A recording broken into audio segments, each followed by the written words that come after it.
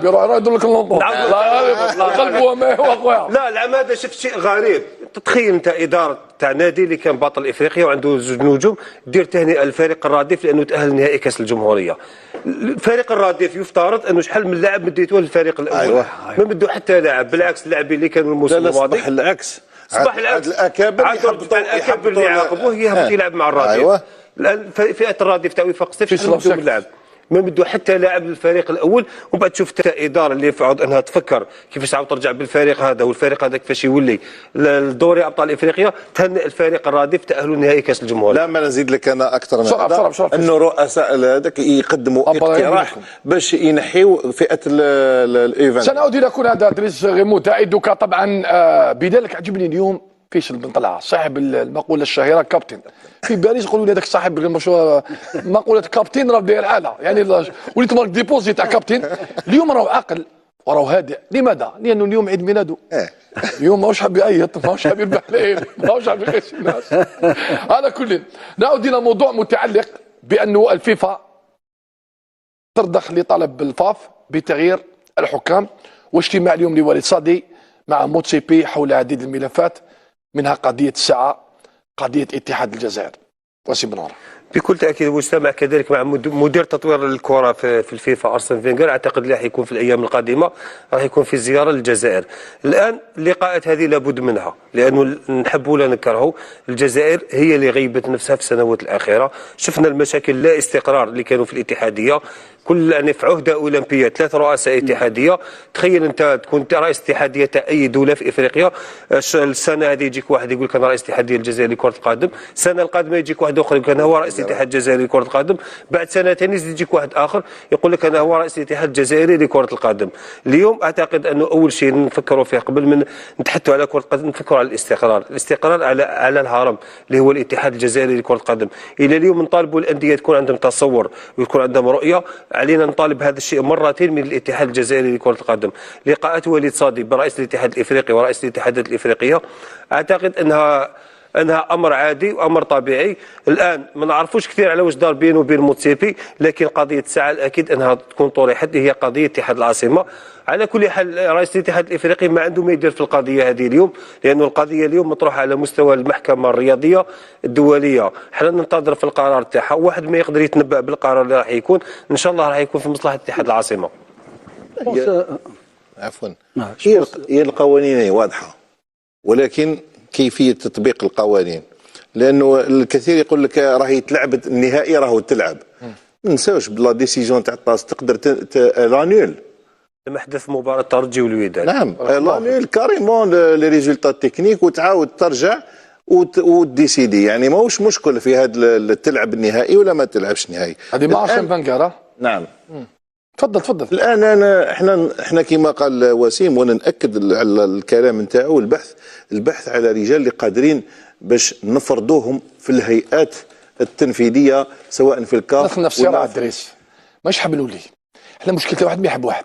هذا هو المشكل، كل واحد يجيب التاكتل تاعو. هذا هو المشكل. كل كنا نعترفوا بالكفاءه، من هو الاحسن والاشجر والامثل لاي منصب من المناصب. احنا نتبعوا داك التكتل او معايا ماهوش معايا او ضدي او طلع عليا في البلاطو. ماهوش الاكفأ، الاقرب من الاقرب. بارك الله. وهذا هو مشكل الجزائر. بونس وليد صادي البريزيدون جوبونس عنده هيبه وعنده امكانيات كبيره في هذه القضيه تاع اتحاد العاصمه. انا على حسب واش المعلومات اللي عندي حتكون ان شاء الله فيها خير، يعلم غير ربي سبحانه على كل حال. ولكن يعني في المستقبل راح تكون يد اللي تعاون الجزائر في السنين القادمه، لان نشوفوا وليد صادي حكم الملف كما ينبغي. دوك اليوم الاتحاد العاصمه ولا ما داش حقه، يعني الجزائر راح تدي حقها في السنوات القادمه، لان المشكل كاع وعندما السنه الجايه الجزائر مولوديه الجزائر راح تلعب في المغرب. كيف الحل تاعها؟ هذا هو لازم نحلوا المشكل. على هذا المشكل اللي صادي ان شاء الله عنده ملف على حساب الناس اللي يتكلم. جو بونس كو سادي راح تكون عنده بالتاكيد. القضيه الان في الطاس، وكما قلت لك قبل قليل انه ما نقدروش نتنبؤوا الان بالمسار تاع القضيه هذه، فقط في بعض الاحيان يقول لك عسى ان تكرهوا شيئا وهو خير لكم. الان احنا الناس بزاف ينتقدوا انه ما عندناش ممثلين في الاتحاد الافريقي، لكن لما تشوف وضع تاع الاتحاد الافريقي حاليا تقول الحمد لله.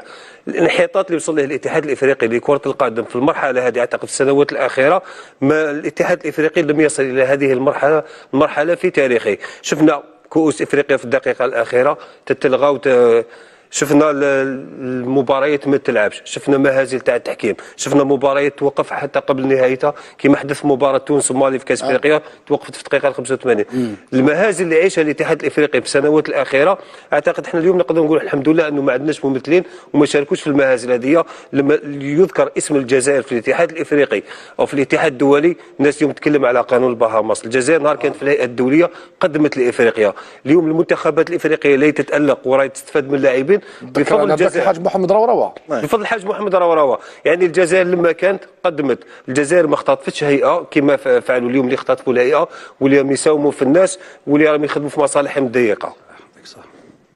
نظن باللي بصح لازمنا نكونوا متواجدين حنا، لانه رجعنا للوراء، خلينا الساحه هذه فرغت، هذه راحت لهذا ولات، ولكن حقوق الكره الجزائريه راهي هضمت في هذه السنوات. حتى الكره الافريقيه الكثير من الدول.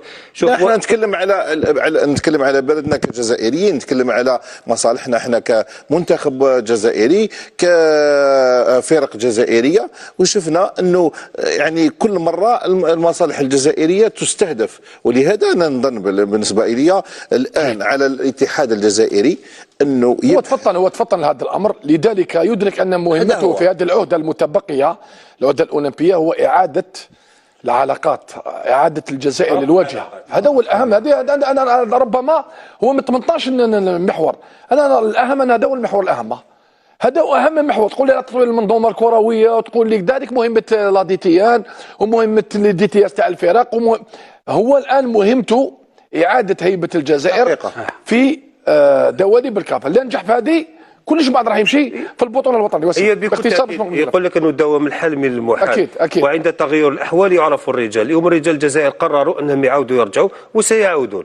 تغيير حكم المباراه، تغيير حاكم المباراة اعتقد هو كان استفزاز. التعيين تاعو في الاصل كان استفزاز للجزائر. هم يحاولوا في كل مره يحاولوا يستفزوك. الان الناس اليوم الاتحاد الجزائري لكره القدم شفنا في قضيه اتحاد العاصمه الناس كانوا متفطنين.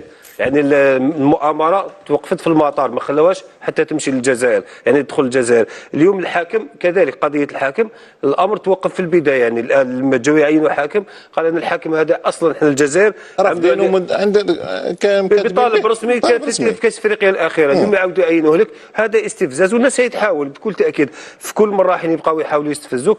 لكن الحكم الاول كان غزلان، الله اعلم، كان غزلان، كان اشتكى به الاتحاد الجزائري لكره القدم. اليوم اعتقد الحاكم الاثيوبي حاكم ممتاز حاكم معروف، اعتقد مش حاكم راح يجي يتلاعب بتاريخه في الجزائر. طبعا هذا ما تعلق بالمنتخب